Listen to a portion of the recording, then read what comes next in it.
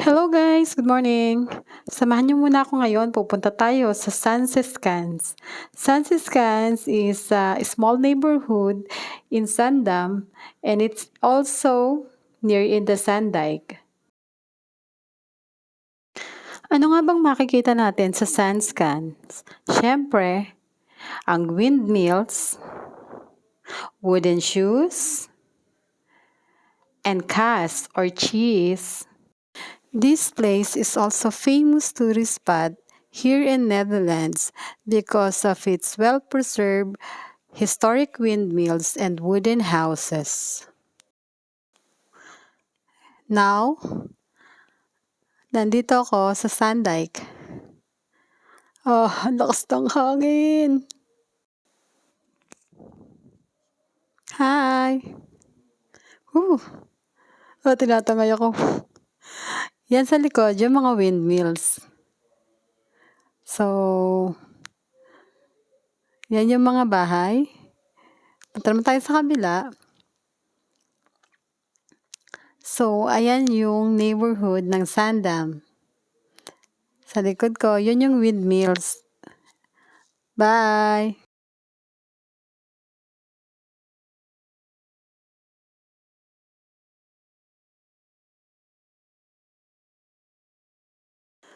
So, ayan, malakas ang hangin, mabilis ang ikot ng hélice ng mga windmills.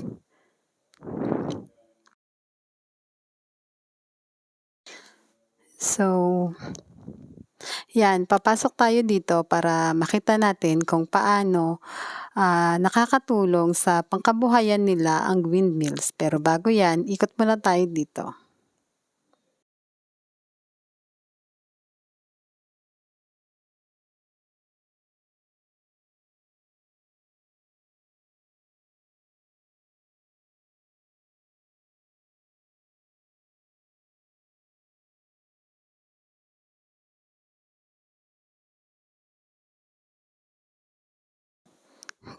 Cut woods, small wood windmills, tools, designed cut woods.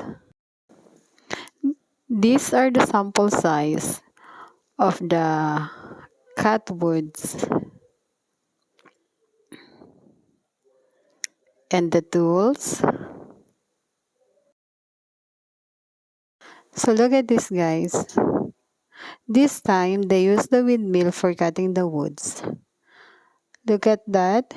The chainsaw goes up and down so it will cut the wood, and the speed of this depends on how strong the wind blows.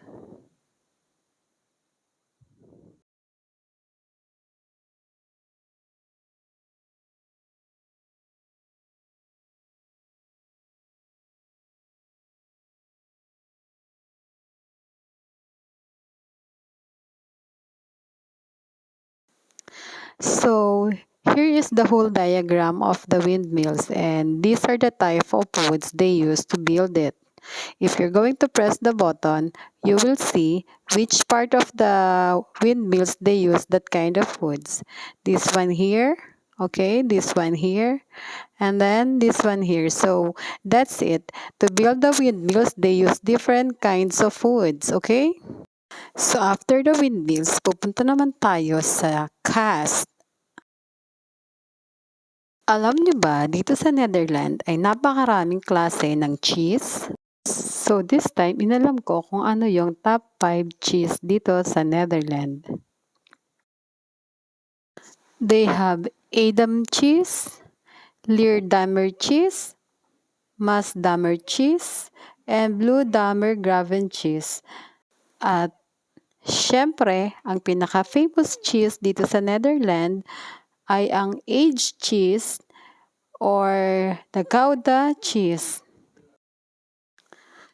That cheese has a different processing time cheese. The longer you process it, the more it will become tastier.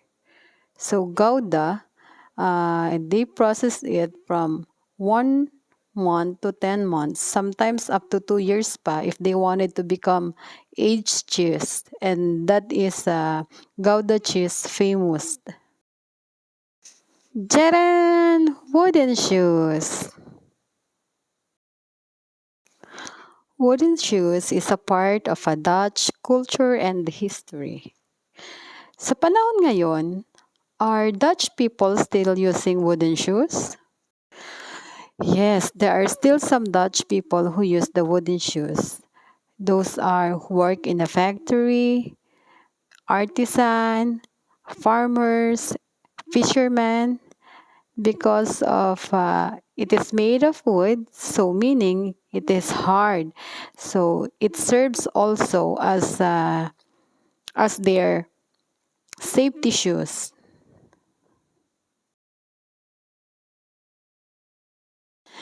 In Philippines, we also have same like this, but it's not a wooden shoes. It's a wooden slipper. We called it bakya. There is also fashionable wooden shoes. So here, makikita naman ninyo yung mga makina na ginamit nila sa paggawa ng wooden shoes. Napupudpud din ba ang wooden shoes? Tingnan natin. Yes, napupudpud din siya. Ayan o, may sample pa rin sila.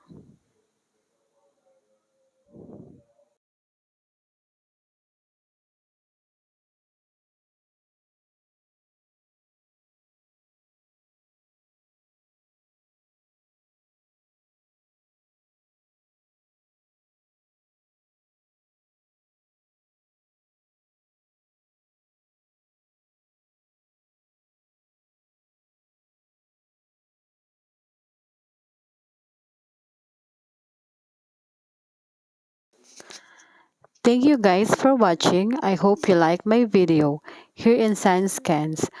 Please don't forget to like and subscribe my YouTube channel so you will be updated on my next video.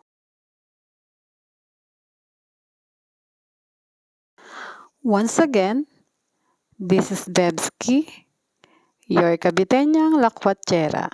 Thank you.